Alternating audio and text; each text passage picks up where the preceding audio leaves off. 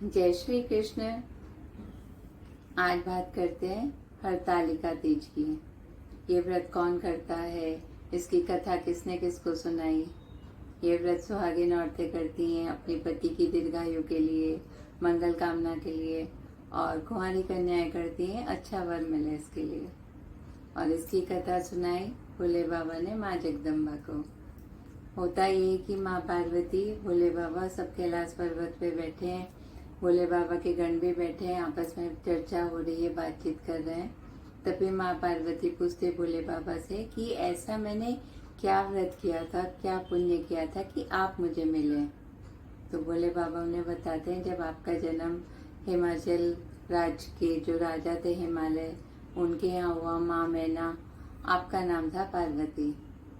तो आपने बहुत कठिन तपस्या की थी उस समय शिव को वरण करने के लिए। तो आपकी कठिन तपस्या देख के आपके पिता को चिंता होती थी।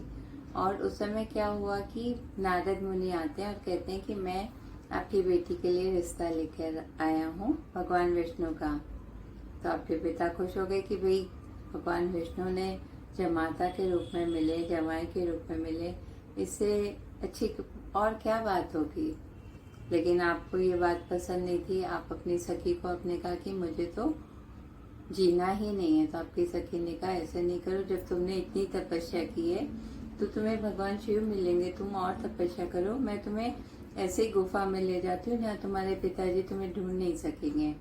और कहीं और गहन अंदर वो गुफा में ले जाती है माँ पार्वती को। वहाँ माँ पार्वती कठिन व्रत करती हैं।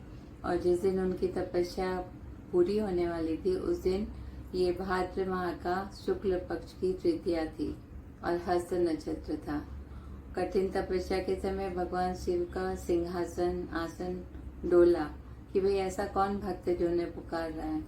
तो भगवान ध्यान करते हैं, पता चलता माँ पार्वती उनको उनके लिए तपस्या कर रही है। माँ पार्वती के सामने प्रकट होते हैं और कहते हैं कि भाई आपको क्या वरदान चाहिए। तो माँ ने कहा भाई आप तो अंतर्यामी हैं, मैं किस लिए तपस्या कर रही हूँ आपको पता है। तो भगवान तथास्तु कहते हैं, क्योंकि उन्हें भी पता था कि माँ पार्वती को भगवान शिव से ही विवाह करना था।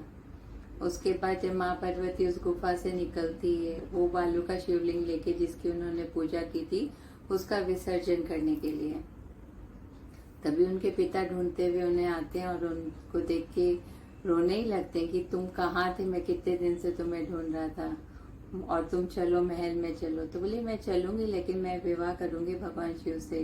तो कहते हैं ठीक है, उनको लेके जाते हैं महल में। और बाद में माँ पार्वती का विवाह भोले बाबा से होता है। तो इस तरह से भगवान शिव ही माँ जगदम्बा को ये कहानी सुना रहे हैं और ये व्रत करते हैं अपनों की मंगल कामना के लिए।